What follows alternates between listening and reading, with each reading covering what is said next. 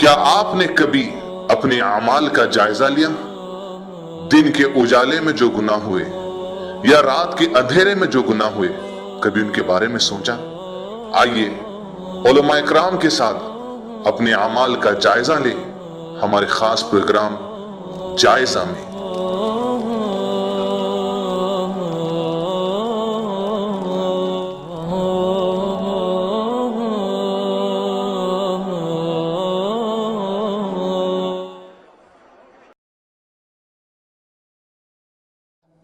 نحمده ونستعينه ونستغفره ونعوذ بالله من شرور أنفسنا ومن سيئات أعمالنا من يهده الله فلا مضل له ومن يضلل فلا هادي له وأشهد أن لا إله إلا الله وحده لا شريك له وأشهد أن محمدا عبده ورسوله يا أيها الذين آمنوا اتقوا الله حق تقاته ولا تموتن إلا وأنتم مسلمون يا أيها الناس اتقوا ربكم الذي خلقكم من نفس واحدة وخلق منها زوجها وبث منهما رجالا كثيرا ونساء واتقوا الله الذي تساءلون به والأرحام إن الله كان عليكم رقيبا يا أيها الذين آمنوا اتقوا الله وقولوا قولا سديدا يصلح لكم أعمالكم ويغفر لكم ذنوبكم ومن يطع الله ورسوله فقد فاز فوزا عظيما أما بعد فإن خير الحديث كتاب الله وخير الهدي هدي محمد صلى الله عليه وسلم وشر الأمور محدثاتها وكل محدثة بدعة وكل بدعة ضلالة وكل ضلالة في النار أعوذ بالله السميع العليم من الشيطان الرجيم من همزه ونفخه ونفثه وإن من شيء إلا يسبح بحمده ولكن لا تفقهون تسبيحهم۔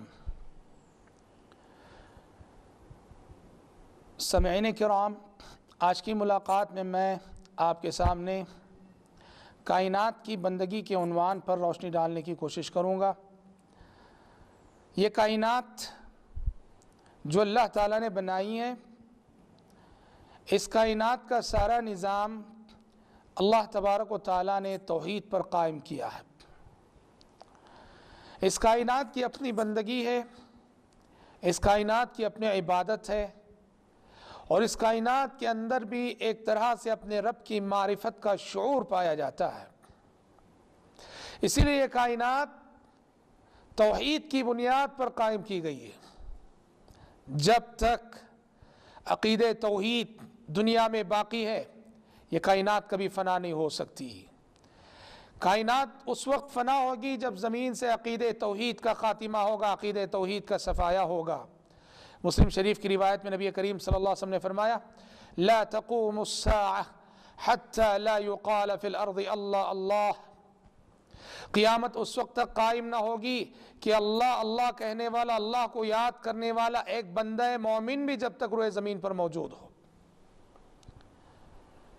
اور جب مشرکین نے یہ دعویٰ کیا کہ الملائکۃ بنات اللہ، فرشتے اللہ کی بیٹیاں ہیں، عیسائیوں نے یہ دعویٰ کیا کہ عیسیٰ علیہ السلام اللہ کے بیٹے ہیں، اور یہودیوں نے یہ دعویٰ کیا کہ عزیر علیہ السلام اللہ کے بیٹے ہیں، نعوذ باللہ، تو قرآن مجید اس کا جواب دیتے ہوئے کہتا ہے کہ وَقَالُوا اتَّخَذَ الرَّحْمَنُ وَلَدًا لَقَدْ جِئْتُمْ شَيْئًا إِدًّا تَكَادُ السَّمَاوَاتُ يَتَفَطَّرْنَ مِنْهُ وَتَنشَقُّ الْأَرْضُ وَتَخِرُّ الْجِبَالُ هَدًّا أَن دَعَوْا لِلرَّحْمَنِ وَلَدًا۔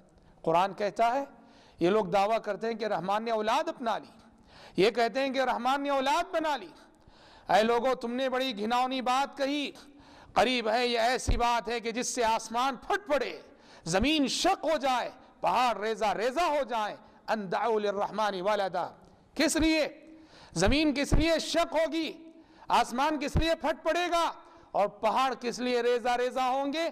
اس لیے کہ ان دعوا للرحمن ولدا، ان انسانوں نے اللہ کے ساتھ شرک کرتے ہوئے اتنا بڑا اتنا گھناؤنا دعویٰ کر دیا کہ نعوذ باللہ رحمان کی اولاد ہے۔ غور کریں، انسان کے شرک پر کائنات بھی نالاں ہے، انسان کے شرک سے کائنات بھی بیزار ہے، انسان کی بدعقیدگی سے کائنات بھی ناراض ہے، اور قریب ہے آسمان پھٹنے کے لیے تیار ہے، زمین شق ہونے کے لیے تیار ہے، اور پہاڑ ریزہ ریزہ ہونے کے لیے تیار ہے۔ اس لیے یہ مخلوقات جانتی ہیں اپنی رب کی معرفت انہیں حاصل ہے، اور وہ جانتی ہیں کہ اللہ معبود حقیقی اس کائنات میں ایک ہی ہے۔ ان مخلوقات کی اپنی عبادت ہے، ان کی اپنی بندگی ہے۔ یہ اور بات ہے کہ ان کے لیے قانون جزا و سزا نہیں، اور ان کی عبادت جبری عبادت ہے، جبری طاعت ہے۔ انسانوں کی اطاعت اختیاری ہے، جبکہ کائنات کی جبری ہے، انہیں کوئی اختیار نہیں، اس لیے ان کے لیے کوئی قانون جزا و سزا بھی نہیں۔ سورج کی اطاعت، سورج کی بندگی یہ ہے، اسے ہر صبح مشرق سے نکلنا ہے، ہر شام مغرب میں ڈوبنا ہے، وہ اپنی بندگی کر رہا ہے۔ چاند کی بندگی یہ ہے، ہر شام اسے نکلنا ہے اور صبح ہوتے ہوتے اسے ڈوب جانا ہے، وہ اپنی بندگی کر رہا ہے۔ زمین کی بندگی یہ ہے، زمین سے غلہ اگانا ہے، وہ غلہ اگا رہی ہے، وہ اپنی بندگی میں مصروف ہے۔ آسمان کی بندگی ہے، آسمان سے پانی برسانا ہے، آسمان پانی برسا رہا ہے، وہ اپنی بندگی میں مشغول ہے۔ پتھروں کی بندگی، درختوں کی بندگی یہ ہے کہ وہ انسانوں کو پھل دیں، وہ پھل دے رہے ہیں، اپنی بندگی میں مشغول ہیں۔ اور اس کے علاوہ بھی ان کی اپنی اطاعت ہے، ان کی اپنی تسبیح ہے، ان کی اپنی حمد باری تعالیٰ۔ قرآن مجید نے کہا وَإِن مِّن شَيْءٍ إِلَّا يُسَبِّحُ بِحَمْدِهِ وَلَكِن لَّا تَفْقَهُونَ تَسْبِيحَهُمْ۔ کائنات کی کوئی شے ایسی نہیں، کائنات کی کوئی چیز ایسی نہیں جو اللہ کی تسبیح نہ کر رہی ہو۔ کائنات کی ہر چیز اس کی تسبیح کر رہی ہے، پتا پتا اس کی تسبیح کر رہا ہے، قطرہ قطرہ اس کی حمد بیان کر رہا ہے، کائنات کا ذرہ ذرہ اس کی حمد و ثنا میں رطب اللسان ہے۔ وَلَكِن لَّا تَفْقَهُونَ تَسْبِيحَهُمْ۔ یہ اور بات ہے کہ انسانوں تم ان مخلوقات کی تسبیح کو سمجھ نہیں سکتے ہو۔ ابو ذر غفاری رضی اللہ تعالیٰ عنہ فرماتے ہیں کہ ایک شام سورج ڈوب رہا تھا، غروب ہو رہا تھا، میں نبی کریم صلی اللہ علیہ وسلم کے پاس تھا، ساتھ تھا۔ آپ نے پوچھا ابو ذر جانتے ہو سورج کہاں جاتا ہے؟ جانتے ہو سورج کہاں جاتا ہے؟ میں نے کہا اللہ اور اس کے رسول بہتر جانے۔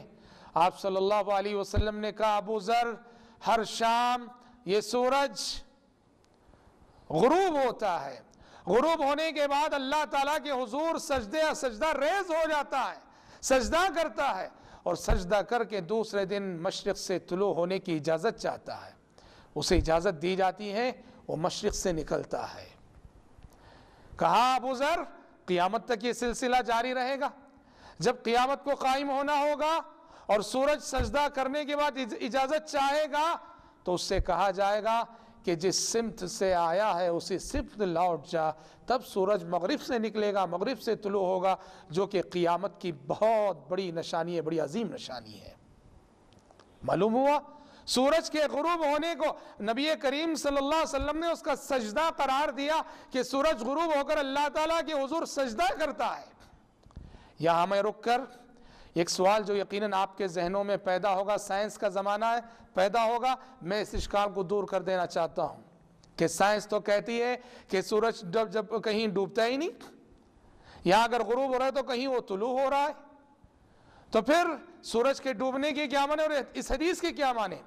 بھائیو سب سے پہلے یاد رکھنا کہ شریعت جو بھی بات کہتی ہے، ہاں کائنات میں پیش آنے والے حادثات کی دو تفسیریں ہوتی ہیں، ایک شرعی تفسیر ہوتی ہے اور ایک تکوینی تفسیر ہوتی ہے۔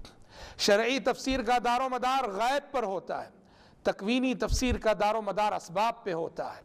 سائنس جو بھی بحث کرتی ہے وہ اسباب سے بحث کرتی ہے، تکوینی تفسیر سے بحث کرتی ہے، اور شریعت جو بھی کہتی ہے وہ شرعی تفسیر ہوتی ہے جس کا تعلق غیب سے ہے، اور غیب اس کو کہتے ہیں جس کا ادراک ہم اپنی عقل سے نہیں کر سکتے۔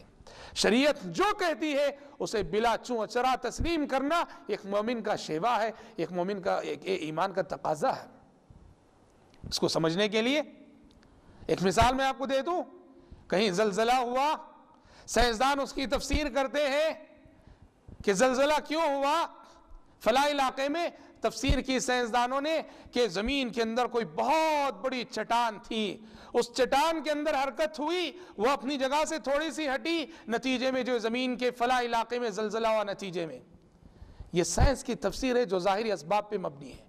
شریعت کا سفر وہاں سے شروع ہوتے جہاں سائنس اپنا سفر ختم کرتی ہے۔ سائنس نے یہ کہا کہ چٹان کے ہٹنے سے زلزلہ ہوا، اور شریعت ہم کو یہ بتاتی ہے کہ چٹان ہٹی کیوں، چٹان ہٹی کیوں، چٹان کو کس نے ہٹایا؟ بندوں کے گناہوں نے ہٹایا، بندوں کی معصیتوں نے ہٹایا، بندوں کی نافرمانیوں نے ہٹایا۔ تو جہاں سائنس کا سفر ختم ہوتا ہے وہاں شریعت کا سفر شروع ہوتا ہے. تو نبی کریم صلی اللہ علیہ وسلم نے سورج کے غروب ہونے کو، سورج کے ڈوبنے کو اس کا سجدہ قرار دیا. وہ ڈوبنے کے بعد اللہ کے حضور سجدہ کرتا ہے. سورہ نمل کے اندر اللہ تبارک و تعالیٰ نے حضرت سلیمان علیہ السلام کا تذکرہ فرمایا. سلیمان علیہ السلام ایک مرتبہ اپنے لاؤ لشکر کے ساتھ کہیں چلے جا رہے تھے. ان کی فوج میں انسان بھی تھے، جنات بھی تھے، پرندے بھی تھے. راستے میں ایک مقام پہ پڑاؤ کیا، دیکھا کہ ہدہد کا جو پرندہ غائب ہے. سلیمان علیہ السلام کے الفاظ میں قرآن مجید کہتا ہے وَتَفَقَّدَ الطَّيْرَ فَقَالَ مَا لِيَ لَا أَرَى الْهُدْهُدْ أَمْ كَانَ مِنَ الْغَائِبِينَ.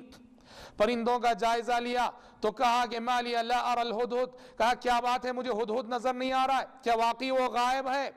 لَوْعَذِّبَنَّهُ عَذَابًا شَدِيدًا أَوْ لَأَذْبَحَنَّهُ أَوْ لَيَأْتِيَنِّي بِسُلْطَانٍ مُبِينٍ. سلیمان علیہ السلام نے کہا میں اسے سخت سزا دوں گا، بنا اجازت کے پوچھے بغیر کیسے وہ چلا گیا، وہ آئے تو میں سخت سزا دوں گا یا اسے میں ذبح کر ڈالوں گا. أَوْ لَيَأْتِيَنِّي بِسُلْطَانٍ مُبِينٍ، یا میری سزا سے وہ بچنا چاہتا ہے تو اسے اپنے غائب ہونے پر کوئی واضح عذر پیش کرنا ہوگا. قرآن مجید کہتا ہے فَمَكَثَ غَيْرَ بَعِيدٍ. سلیمان علیہ السلام کو یہ بات کہے ہوئے تھوڑی ہی دیر گزری تھی. فَقَالَ أَحَطْتُ بِمَا لَمْ تُحِطْ بِهِ. ہدہد آ پہنچا، بڑی شان سے، بڑے تم تراغ سے آ پہنچا اور سلیمان علیہ السلام سے خطاب کر کے کہنے لگا أَحَطْتُ بِمَا لَمْ تُحِطْ بِهِ، اے سلیمان ایک ایسی خبر میں لے کے آیا ہوں، ایک ایسی بات مجھے اس وقت معلوم ہے جو آپ کو معلوم نہیں. اللہ اکبر. ایک پرندہ کہہ رہا ہے، ایک پرندہ سلیمان علیہ السلام جیسے جلیل القدر پیغمبر سے کہہ رہا ہے ایک ایسی بات میں جانتا ہوں جو آپ نہیں جانتے، ایک ایسی بات میرے علم میں ہے جو آپ کے علم میں نہیں. معلوم ہوا ایک پرندے کا بھی یہ عقیدہ ہے کہ انبیاء کو غیب کا علم نہیں ہوا کرتا. ایک پرندے کا بھی یہ عقیدہ ہے کہ انبیاء کو غیب کا علم نہیں ہوا کرتا. کس شان سے کہہ رہا ہے ہدہد، ایک ایسی بات کی خبر اس وقت میرے پاس ہے جس کی خبر آپ کو نہیں. کہا وہ خبر کیا ہے؟ وَجِئْتُكَ مِن سَبَإٍ بِنَبَإٍ یقین، میں ابھی مقام سبا سے ہو کے آیا ہوں، وہاں کی ایک یقینی خبر لے کے آیا ہوں سلیمان آپ کے پاس. سبا یہ یمن کا شہر تھا، وہاں جو قوم سبا آباد تھی. ہدہد نے وہاں دو باتیں ایسی دیکھیں جو اس کے لیے ناقابل ہضم تھیں، جو اس کی فطرت کے لیے بھی ناقابل تسلیم تھیں. پہلی بات اس نے یہ کہی انی وجدت امرأة تملکہم وأوتیت من کل شیء ولہا عرش عظیم. ہدہد نے کہا سلیمان علیہ السلام سے پہلی قابل تعجب بات میں نے دیکھی، ایک عورت حکومت کر رہی ہے وہاں. قوم سبا کی حکمران ایک عورت ہے، عورت حکمران بنی بیٹھی ہے. معلوم ہوا عورت کی حکومت پرندے کے نزدیک بھی مسلم نہیں ہے، پرندہ بھی عورت کو حکومت کرتے دیکھنا نہیں چاہتا. عورت کی حکومت خود پرندے کی فطرت کے لیے ناقابل تسلیم ہے. اس نے کہا میں نے دیکھا کہ ایک عورت حکومت کر رہی ہے. اور دوسری بات جو اس کے لیے قابل انکار تھی، قابل تعجب تھی، ہدہد نے کہا وجدتها وقومها يسجدون للشمس من دون الله وجدتها وقومها يسجدون للشمس من دون الله. اے سلیمان میں نے دیکھا کہ وہ ملکہ سبا بلقیس بھی اور اس کی ساری قوم بھی اللہ کو چھوڑ کر یہ سب کے سب سورج کے لیے سجدہ کر رہے ہیں. اللہ اکبر. غور کیجئے، غور کیجئے کتنی بڑی بات ہے. ہدہد نے سلیمان علیہ السلام کے پاس آ کر شکایت کے لہجے میں، شکایت کے انداز میں قوم سبا کے شرک کا تذکرہ فرمایا. کیا اس سے معلوم نہیں ہوتا کہ کائنات کی یہ مخلوقات ان کے اندر اللہ کی توحید کا شعور موجود ہے، اللہ کی بندگی یہ کرتی ہیں اور شرک ان کے نزدیک ناقابل تسلیم ہے. یقیناً یہ مخلوقات جب انسان کو شرک کرتے ہوئے دیکھتی ہیں، یقیناً یہ مخلوقات اپنے اندر ایک طرح کا انکار کا جذبہ پاتی ہوں گی، اپنے دل ہی دل میں کڑتی ہوں گی. اور بات ہے کہ وہ اس کا اظہار نہیں کر سکتی بے زبان ہونے کی وجہ سے. احادیث میں بخاری شریف کی ایک روایت ہے، نبی کریم صلی اللہ علیہ وسلم نے بیان فرمایا کہ پچھلے پیغمبروں میں سے ایک پیغمبر کہیں سے کسی راستے سے گزر رہے تھے، کسی علاقے میں ایک چونٹی نے اس پیغمبر کو کاٹ لیا. چونٹی کے کاٹنے پر پیغمبر کو اتنا غصہ آیا کہ پیغمبر نے حکم دیا کہ چونٹیوں کی ساری بستی جلا دی جائے.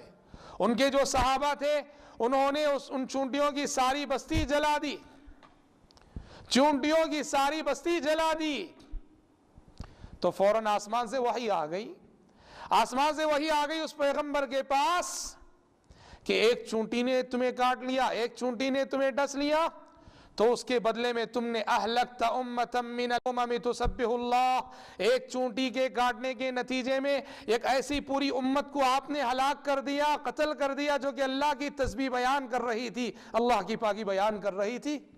اللہ اکبر۔ فَحَلَّ نَمْلَةً وَاحِدَةً، وحی الہی نے اس پیغمبر سے کہا مارنا ہی تھا تو اس ایک چونٹی کو مار دے جس نے کہ آپ کو کاٹا، جس نے کہ آپ کو ڈس لیا تھا، لیکن آپ نے چونٹیوں کی پوری بستی کو ہلاک کر کے ایک ایسی امت کو ختم کر دیا جو امت کے اللہ تعالیٰ کی تسبیح کر رہی تھی، اللہ کی پاکی بیان کر رہی تھی۔ اللہ اکبر۔ غور کیجئے، معلوم ہوا ان تمام باتوں سے، ان تمام واقعات سے اور ان تمام روایتوں سے کائنات کی جو مخلوقات ہیں، جنہیں ہم بے زبان مخلوقات کہتے ہیں، بے جان مخلوق کہتے ہیں، کائنات کی ان مخلوقات کی بھی بندگی ہے، ان کی اپنی تسبیح ہے، ان کی اپنی حمد و ثنا ہے، ان کی اپنی عبادت ہے، اور ان کے اندر بھی توحید کا شعور موجود ہے۔ اللہ تعالیٰ کی شان اور اللہ تعالیٰ کی قدرت جب ہوتی ہے تو اللہ تبارک و تعالیٰ بسا اوقات ان مخلوقات کی تسبیح کو کبھی کبھی اس انداز میں دکھا دیتے ہیں کہ انسان بھی سمجھ سکے۔ چنانچہ ابن مسعود رضی اللہ عنہ کہتے ہیں، بھی بخاری شریف کی روایت ہے، ابن مسعود رضی اللہ عنہ کہتے ہیں ایک مرتبہ ہم نبی کریم صلی اللہ علیہ وسلم کے ساتھ کھانا کھا رہے تھے، کھانے کے دوران ہم نے کھانے کے دانوں کی تسبیح کی آواز ہم نے سنی۔ اللہ اکبر۔ غور کیجئے، اللہ تعالیٰ کی قدرت ہے، وہ جب چاہتا ہے بندوں کو اس کائنات کی جو عبادت ہے، اس کائنات کی جو بندگی ہے، اس کی جو تسبیح ہے، اس انداز میں دکھا سکتا ہے کہ انسان بھی اس کو سمجھ سکے۔ مکے کے اندر ایک پتھر تھا، مکے کے اندر ایک پتھر تھا، نبی کریم صلی اللہ علیہ وسلم کا گزر جب بھی اس پتھر کے قریب سے ہوتا تھا، نبی کریم صلی اللہ علیہ وسلم کو پتھر سلام کیا کرتا تھا، اس پتھر سے سلام کی آواز آیا کرتی تھی۔ غور کرو، یہ کون سا رشتہ ہے، یہ کون سا رشتہ ہے، ایک پتھر نبی کو سلام کرے۔ اللہ کی قسم، یہ توحید کا رشتہ ہے، یہ توحید کا رشتہ ہے۔ یہ کائنات بھی موحد ہے، ہم بھی موحد ہیں، توحید کی بنیاد پر کائنات کے ذرے ذرے سے ہمارا رشتہ ہے، کائنات کا ذرہ ذرہ ہمارا رشتہ دار ہے، کائنات کے ہم رشتہ دار ہیں، اور یہی رشتہ داری کا تقاضا تھا کہ وہ پتھر نبی کریم صلی اللہ علیہ وسلم کو سلام کیا کرتا تھا۔ معلوم ہوا کہ کائنات کی ان مخلوقات کے اندر بھی توحید کا شعور موجود ہے، رب کی معرفت موجود ہے۔ اور آج بھی آپ دیکھیں گے، اللہ جب چاہے، اللہ کی مشیت ہو، کائنات کی عبادت اور بندگی کو رب العالمین اس حالت میں دکھاتا ہے کہ انسان بھی سمجھ سکیں۔ آسٹریلیا کا شہر ہے سڈنی، سڈنی کے جنگلات میں ایک درخت ہے، ایک درخت ہے، کیسا درخت کہ جو بالکل رکوع میں ہے۔ انسان اگر رکوع میں جائے تو کیا کیفیت بنتی ہے، دونوں ہاتھ گھٹنوں پر دبائے ہوئے، دونوں ہاتھ گھٹنوں پر رکھے ہوئے، اور بالکل پیٹھ کمر بالکل سیدھی، بالکل ویسے ہی رکوع کی حالت میں ہے، ایسے جیسے کوئی انسان رکوع کر رہا ہو۔ اور اس سے زیادہ قابل تعجب بات یہ ہے کہ اس کا رخ خانہ کعبہ کی طرف ہے، بیت اللہ کی طرف ہے۔ اللہ اکبر۔ اور آپ میں سے بہت سو نے وہ تصویر دیکھی ہوگی کہ بہتی ندی کے درمیان، بہتی ندی کے درمیان ایک پتھر اس حالت میں ہے کہ جیسے کوئی انسان سجدہ کر رہا ہو۔ انسان جب سجدہ کرتا ہے، اپنے گھٹنوں کے بل پر اپنے ہاتھ، اپنا چہرہ زمین پر ٹیکے ہوئے، اپنے دونوں ہاتھ زمین پر رکھے ہوئے، اور درمیان میں خلا ہوتا ہے، بالکل اسی شکل کا پتھر ہے جس کے درمیان، ندی اور دریا کے درمیان ایسا پتھر موجود ہے۔ کائنات میں اس طرح کے جا بجا مناظر اور مشاہدے رب العالمین نے رکھے ہیں۔ بھائیو، یہ کائنات اپنی بے زبان بندگی کے ذریعے سے، اپنی بے زبانی کی تسبیح کے ذریعے سے، اپنی بے زبانی کی حمد و ثنا کے ذریعے سے، اپنی بے زبانی کی کبریائی کے ذریعے سے انسان کو دعوت دے رہی ہے۔ کیا انسان اپنے رب کو پہچان، اے انسان اپنے رب کو پہچان، اپنے رب کو بھول کر، اپنے رب کو فراموش کر کے تو اپنے رب کے ساتھ کن کن کو شریک کر رہا ہے۔ آج ضرورت ہے کائنات کی اس بے زبان پکار کو سمجھنے کی، آج ضرورت ہے کائنات کی اس دعوت کو سمجھنے کی، آج ضرورت ہے نظام کائنات کی اس حقیقت کو سمجھنے کی جو نظام کائنات کے توحید کی بنیاد پر قائم کیا گیا ہے۔ اگر ہم اس نظام کائنات کا بغور جائزہ لیں گے، اللہ کی قسم کائنات کا ذرہ ذرہ گواہی دے گا۔ عربی شاعر کہتا ہے وَفِي كُلِّ شَيْءٍ لَهُ آیَةٌ وَفِي كُلِّ شَيْءٍ لَهُ آیَةٌ تَدُلُّ عَلَىٰ أَنَّهُ وَاحِدٌ۔ کائنات کے ذرے ذرے میں ایک نشانی ہے جو بتاتی ہے کہ وہ اکیلا ہے، وہ اکیلا ہے، وہ اکیلا ہے۔ عرب کے ایک بدو سے پوچھا گیا تم رب کو کیسے پہچانتے ہو، اللہ کی توحید کو کیسے جانتے ہو، اللہ کی معرفت تمہیں کیسے حاصل ہوتی ہے؟ سلیم الفطرت بدو نے جواب دیا، سلیم الفطرت بدو نے کہا البعرۃ تدل علی البعیر والأثرۃ تدل علی المسیر فسماء ذات ابراج وارض ذات فجاج افلا تدلان علی اللطیف الخبیر۔ اس بدو نے کہا کہ میں رب کو اس طرح جانتا ہوں کہ اگر کہیں قدم کے نشانات نظر آتے ہیں، قدم کے نشانات دیکھ کر ہم کہہ دیتے ہیں کہ یہاں سے کوئی قافلہ گزرا ہے، راستے میں کوئی مینگنیاں پڑی رہتی ہیں، ہم کہہ دیتے ہیں کہ یہاں سے اونٹ گزرے ہیں، جانوروں کا قافلہ گزرا ہے، تو پھر یہ برجوں والا آسمان اور یہ کشادہ سرزمین کیا اس ذات پہ دلالت کرنے کے لیے ناکافی ہے جو ذات کے لطیف ہے، خبیر ہے؟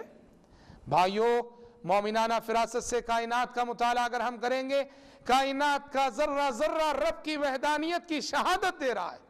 اسی لیے آئے دن ہم ایسے واقعات پڑھتے ہیں، آئے دن ہم ایسے واقعات سنتے ہیں جہاں بڑے بڑے سائنٹسٹ جو کہ کائنات کا مطالعہ کرتے ہیں بڑی گہرائی کے ساتھ، دقت کے ساتھ، اور بڑا وسیع ان کا مشاہدہ ہوتا ہے، وہ جب توحید کی حقیقت تک پہنچتے ہیں تو ان کے اندر رب کی معرفت حاصل ہوتی ہے اور وہ خود ایمان لانے پہ مجبور ہوتے ہیں، وہ خود موحد بن جاتے ہیں۔ تو بھائیو، کائنات کی اپنی بندگی ہے، کائنات کی اپنی عبادت ہے، کائنات کا اپنا وظیفہ ہے، کائنات کی بندگی سے درس حاصل کرنے کی ہمیں ضرورت ہے۔ رب العالمین کہنے والے کو اور سننے والوں کو توفیق عطا فرمائے کہ ہم کائنات کا مشاہدہ مومنانہ بصیرت اور مومنانہ فراست سے کریں، اور اس سے جو درس ہمیں حاصل کرنا چاہیے ہم سب وہ درس حاصل کرنے کی کوشش کریں۔ رب العالمین ہمیں توفیق عطا فرمائے، آمین۔ وآخر دعوانا ان الحمد للہ رب العالمین۔